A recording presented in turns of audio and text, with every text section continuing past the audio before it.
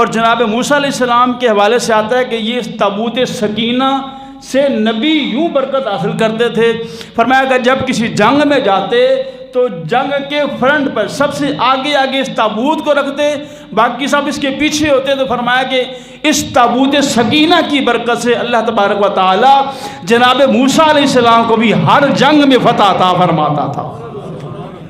جس جنگ میں بھی جناب موسیٰ علیہ السلام جائیں ان کے پاس یہ تابوت سکینہ ہو تو مخالف آنے والا ہر طبقہ وہ ڈر جاتا تھا. وہ یہ سمجھ جاتے تھے کہ آج ہمیں شکست ہوگی، کیونکہ ان کے پاس تابوت موجود ہے کہ جس کی وجہ سے اللہ تبارک و تعالی ان کو برکت دیتا ہے.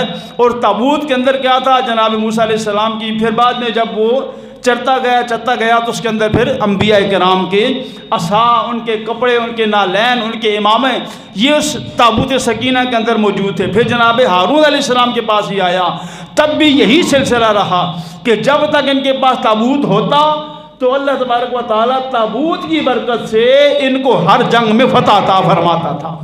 پھر تابوت کو حاصل کرنے کے لیے کوششیں کی گئیں تو تابوت کو حاصل کر لیا گیا. طالوت اس نے اس کو حاصل کیا. پھر یہ تابوت اس کی پھر بے ادبی ہوئی، اس کو ایک نفرت کی نگاہ سے آج لوگ دیکھتے ہیں نا، انبیاء کی کرام کی چیزیں ہوتی ہیں، یہ جی فلاں نبی کا کیا ہے، اس میں کیا ہے، ان لوگوں کو قرآن کا نہیں پتہ. ابھی دیکھیں فرمایا کہ تابوت میں عصا، قمیص، نالین کس کے؟ موسیٰ علیہ السلام کے، ہارون علیہ السلام کے موجود تھے. تو فرمایا کہ پھر جب یہ اس کے ساتھ بے ادبی کی گئی، اس کو گندگی کے ڈھیر پہ رکھ دیا گیا کہ اس کی وجہ سے ہمیں نقصان ہوتا ہے، دوسرے جو دشمن لوگ تھے، تو اللہ تبارک و تعالیٰ نے اس تابوت کی توہین کی وجہ سے کئی طرح کے وبائی امراض کو وہاں پہ جاری کر دیا تھا.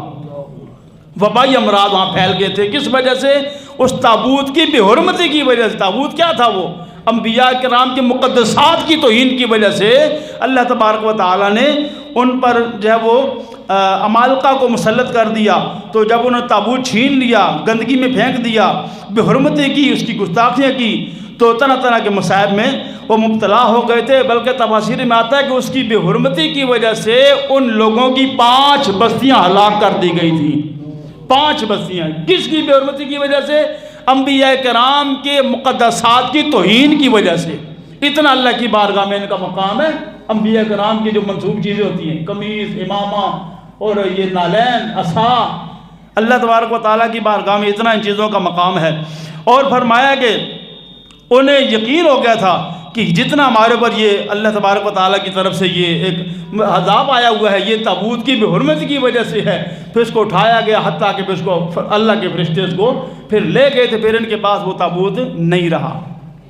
اس کا ایک لمبا واقعہ اس کا تسلسل، اس میں لمبی تفصیل، لیکن جو میں چیز بیان کرنا چاہتا تھا اس آیت مبارکہ کی روح سے وہ یہ ہے کہ اللہ تبارک و تعالیٰ نے اپنے انبیاء ہوں، اولیاء ہوں، ان کے ساتھ جو چیزیں منسوب کی گئی ہیں، ان سے جن کو نسبت ہے، اللہ نے ان میں کمال بھی رکھا ہے، ان میں شفا بھی رکھی ہے، اور ان میں اللہ تبارک و تعالیٰ نے برکتیں بھی رکھی ہیں. لیکن یہ صرف ادب والوں کو اللہ نے عطا فرمائی ہیں. ہر بندے کو، بے ادبوں کو یہ برکت حاصل ہے. ہاں، یہ جو بے برکتیاں کرتے ہیں اللہ تبارک و تعالیٰ نے قرآن میں اسی لیے تذکرہ کیا کہ ان کو پتہ چل جائے کہ ان چیزوں کی بے حرمتی کی وجہ سے اللہ کی ناراضگی بھی ہوتی ہے اور وبائی امراض بھی پھوٹتی ہیں اور ہلاکتیں بھی بڑھتی ہیں. تو یہ اللہ تبارک و تعالیٰ نے اس کا